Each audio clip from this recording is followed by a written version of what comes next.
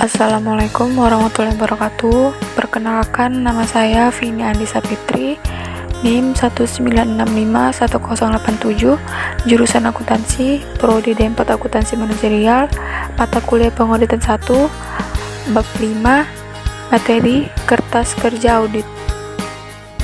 Dan di sini ada beberapa materi yang akan saya sampaikan.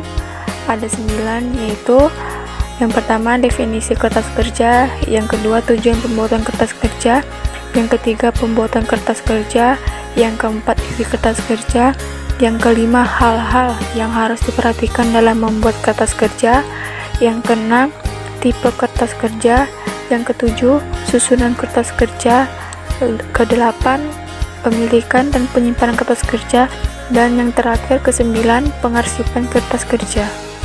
Di sini saya akan menjelaskan tentang definisi kertas kerja. Merupakan mata rantai yang menghubungkan catatan klien dengan laporan audit.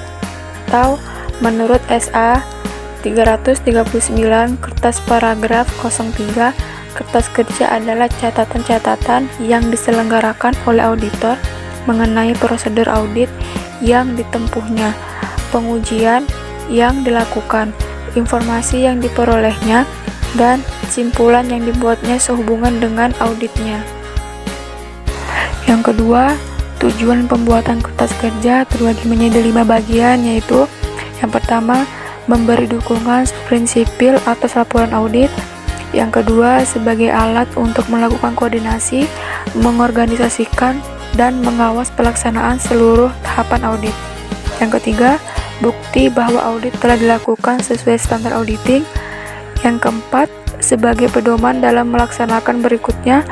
Dan yang kelima, kertas kerja juga berhubungan dengan ketiga kelompok standar auditing, yakni standar umum, standar pekerja lapangan, dan standar laporan.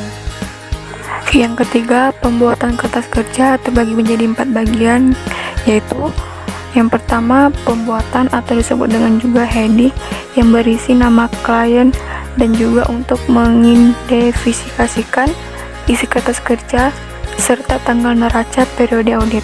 Yang kedua, nomor atau disebut juga dengan indeks yang dimaksud untuk memudahkan identifikasi dan referensi silang antar kertas kerja. Yang ketiga, tick marks yang berupa simbol-simbol yang digunakan auditor untuk membuat referensi penjelasan naratif dimanapun kertas kerja. Dan yang terakhir, keempat, pencantuman tanda tangan pembuat maupun penelaah dan tanggal pembuatan serta penelaah. Lanjut, di sini saya akan menjelaskan tentang simbol dari audit tick marks.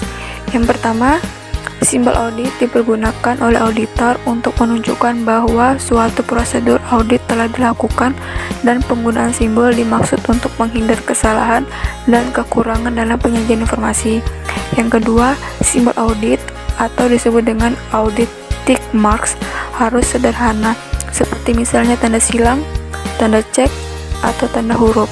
Dan yang terakhir, tanda-tanda tersebut harus dapat dibedakan dengan mudah, ditempatkan jumlah yang sudah diverifikasi, dan penjelasan atas simbol audit tersebut.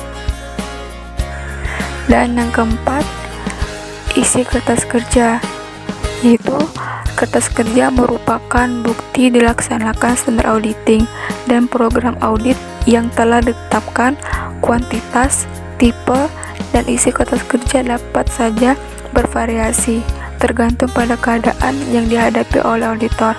Atau menurut SA seksi 339 kertas kerja paragraf 05, kertas kerja harus cukup memperlihatkan bahwa catatan akuntansi cocok dengan laporan keuangan atau informasi lain yang dilaporkan serta standar auditing yang ditetapkan telah dilaksanakan oleh auditor. Dan yang kelima, hal-hal yang harus diperhatikan dalam membuat kertas kerja terbagi menjadi 5, yaitu yang pertama, pembuatan kertas kerja harus mempunyai maksud dan tujuan yang jelas. Yang kedua, hindarkan pekerjaan salin menyalin yang tidak diperlukan. Yang ketiga, buktikan keterangan lisan yang diperoleh melalui pengajuan pernyataan. Yang keempat, jangan meninggalkan suatu pernyataan tanpa ada jawaban yang jelas. Dan yang kelima, tuliskan segala masalah relevan yang ditemukan pada saat melaksanakan audit.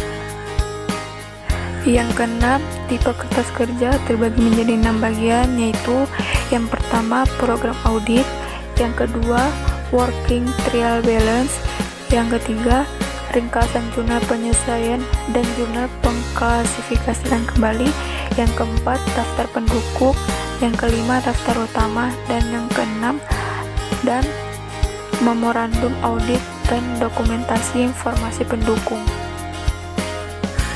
Yang ketujuh, susunan kertas kerja, yaitu untuk memudahkan penelaahan kertas kerja yang dibuat asisten maupun staf auditor.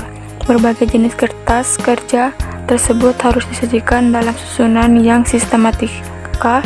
Adapun susunan yang dilakukan adalah yang pertama, draft laporan audit, kedua, laporan keuangan auditan, yang ketiga, ringkasan informasi bagi penelaah, yang keempat, program audit, yang kelima, laporan keuangan atas neraca lanjut yang dibuat klien, yang keenam, ringkasan jurnal penyesuaian, yang ketujuh, working trial balance, yang kedelapan, daftar utama, yang kesembilan, daftar pendukung. Lanjut, yang kedelapan, kepemilikan dan penyimpanan kerja, yaitu kertas kerja adalah milik kantor akuntan publik, bukan milik pribadi auditor maupun klien. Ataupun SA seksi 339 kertas kerja paragraf ke-06 mengatur bahwa kertas kerja adalah milik KAP, bukan milik klien atau milik pribadi auditor. Atau SA seksi 339 paragraf 08 mengatur bahwa auditor harus menerapkan prosedur memadai untuk menjaga keamanan kertas kerja dan harus menyimpan sekurang-kurangnya 10 tahun. Dan yang terakhir ke-9, pengarsipan kertas kerja dibagi menjadi dua, yaitu arsip permanen atau disebut juga permanent file untuk kertas kerja yang berisi informasi yang relatif tidak pernah mengalami perubahan. Yang kedua, arsip kiri atau disebut dengan current file untuk kertas kerja yang hanya dipakai untuk suatu audit yang telah diselesaikan. Mungkin itu saja yang dapat saya sampaikan dari materi yang saya jelaskan. Kurang lebihnya mohon maaf. Saya akhiri. Wassalamualaikum warahmatullahi wabarakatuh.